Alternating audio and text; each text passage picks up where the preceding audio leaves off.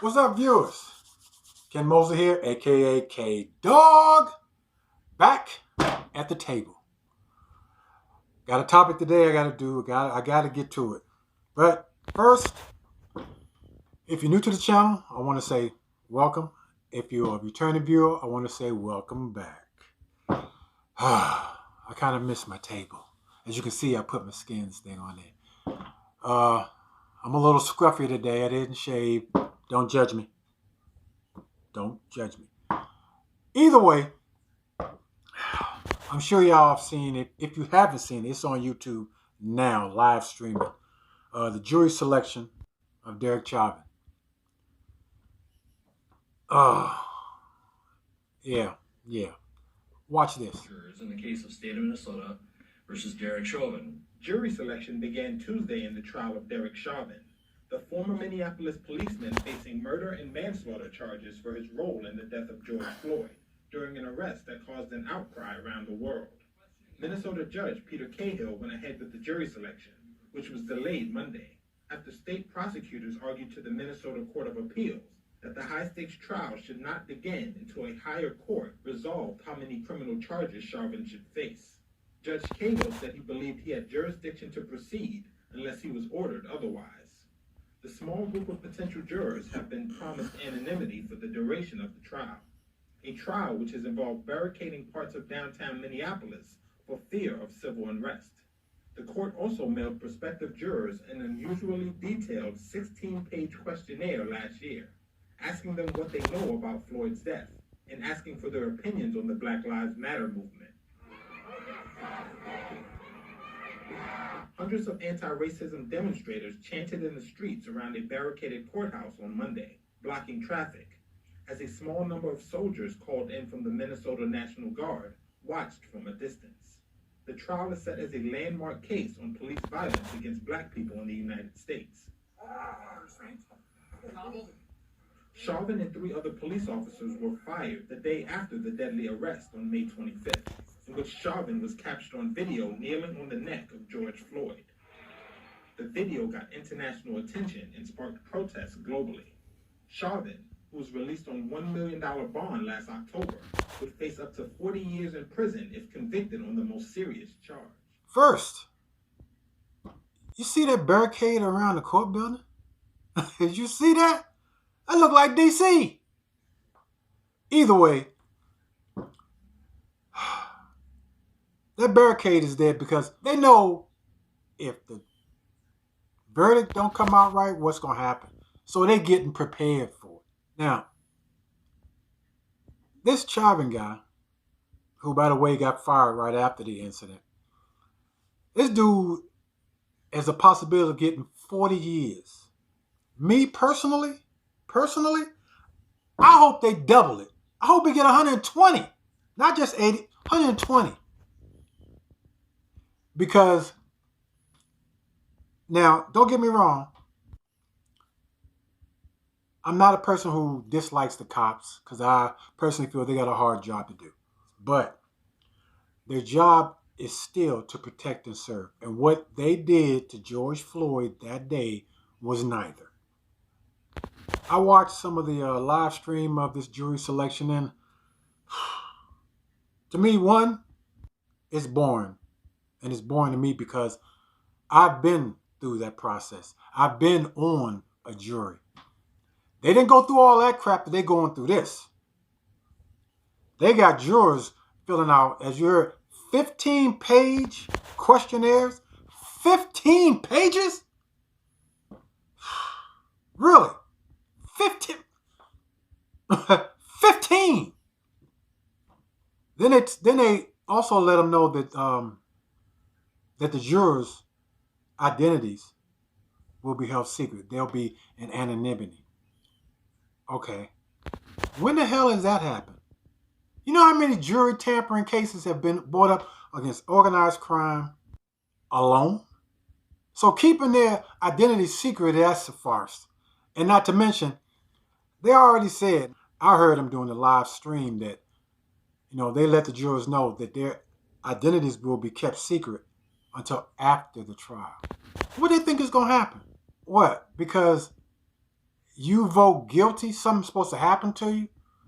Interesting thing is that the verdict, both sides, prosecution and defense, both sides know how pivotal this case is and how pivotal the verdict will be, good or bad. Because if the verdict comes up guilty, the establishment knows it's going to be open season on cops. And I don't mean open season on the street.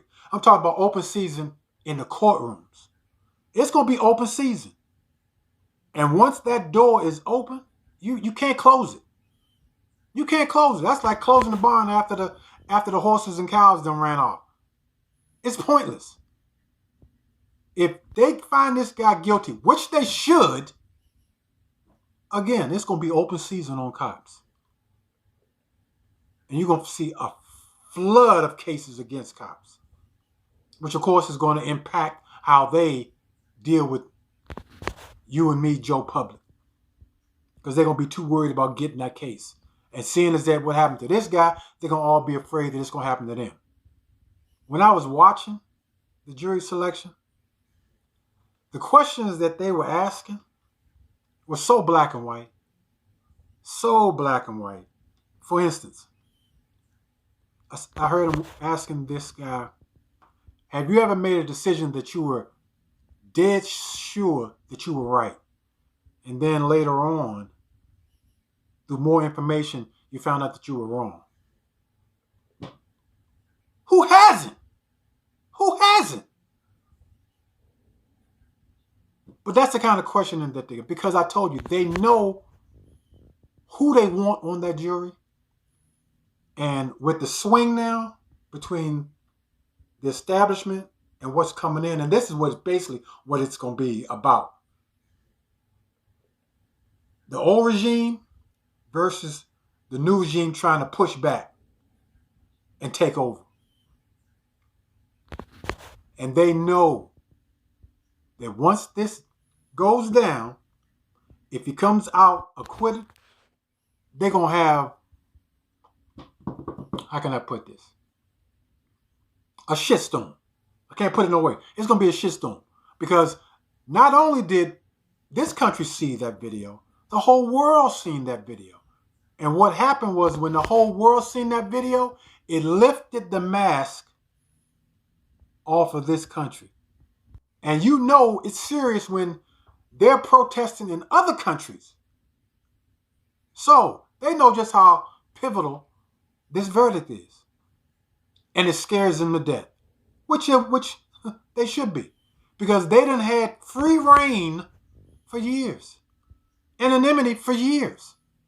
To do what they want. And then they wonder why people don't talk to cops.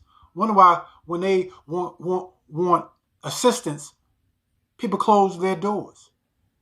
Because they want help from you, but they won't protect you for the repercussions when you give them that help. What is puzzling me, and it's puzzling me because I'm like on the fence, yes and no on this issue. Minneapolis gave George Floyd's family the largest civil settlement ever, $27 million. That's larger than Breonna Taylor's $12 million. Now, I don't begrudge them for getting that money because anybody knows or should know there's no price on a human life. But here's where, like I said, I'm on the fence. When you take that money, white America looks at you like, hey, you took that money, we paid you, shut up about it. We don't want to hear no more about it. We already paid you. And they think that way because that's the way they think. It's all about the dollar. If we pay you enough, you'll shut the hell up. Look through history. They also figure if they pay you enough, they don't have to admit wrong. They don't have to say, we made a mistake. What that person or what I did was wrong. Here's some money, go fade away. That's what I'm on the fence about. They gave George Floyd's family $27 million, and I guarantee you that's exactly what they expect. I don't want to hear no more about this. We paid you. You should be happy now. You're rich. You shouldn't have any more problems. As if missing a brother, a son, I don't know if he was a father or not, all that's supposed to be swept away by a few dollars. But that's how the establishment thinks. Now, like I say, I'm not saying that's all white folks, because it may sound like I'm against white folks, but I'm really not. I wasn't brought up that way. What I'm against is intentionally wrongdoing. When you know you're doing wrong and you keep doing it. And here's what really gets my goat, is that when you do that, you don't expect any repercussions behind it. That's why, I tell my kids and anybody that asks me, I respect Martin Luther King. I respect everything that he did because he was on a biblical tip. You turn the other cheek, love your enemies. But I'm a Malcolm guy. Okay? I don't go look for trouble. But if trouble comes my way, I know how to handle it. I can't say no more about that. When trouble comes my way, I know how to handle it. Because a person who is brutalizing you will not stop until you give them a reason to. I pass a sign almost every day. It's supposed to be a Martin Luther King quote that hate will not defeat hate. Only love conquers hate. Well, you know what? Here's the rest of that. You can love your enemies, but your enemies will never respect you if they can brutalize you with no repercussions.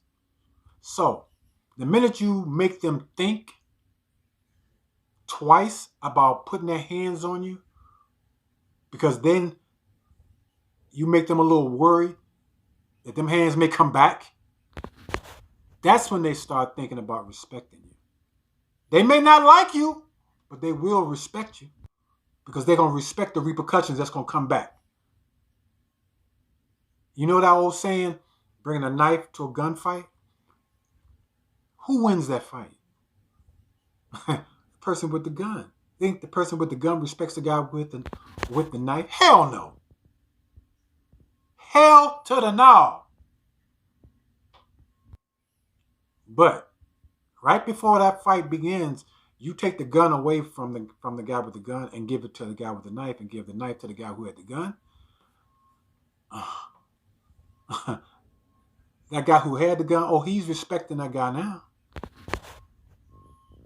See, I'm not advocating going up beating people up and all that crap. No. But what I do advocate is you don't have to like me for whatever reason, but you will respect me. You disrespect me, we're going to have a problem. And that's what they did with George Floyd. Not only did they not like him, they didn't respect him. Because no matter how many times he said, I can't breathe, they didn't give a fuck. Didn't give a fuck. The defense is trying to discredit George Floyd. Oh, he was drunk and he may have been peddling counterfeit bills. Who the fuck cares? All that ain't got nothing to do with a person's knee on your neck till you can't breathe. See, what you got to realize is that the law ain't never been about the law. It's never been about right or wrong. It's about who got the best lawyer. Think about that. Who has the best lawyer? Because there are plenty of innocent people in prison who are represented by public defenders. You know why OJ got off? Because he had the best legal team. Whether he did it or not, that's for another video. But he had the best legal team. So, when it comes down to, it's going to come down to who's got the better representation. Then it's going to come down to just how much integrity whoever they pick for this jury. Who has the balls to say what happened that day was wrong. What happened that day? The police had too much authority and did not care about this particular person's life. That's it. You got any comments? Put them in my comment section. Give me a subscription if you like my video and my channel.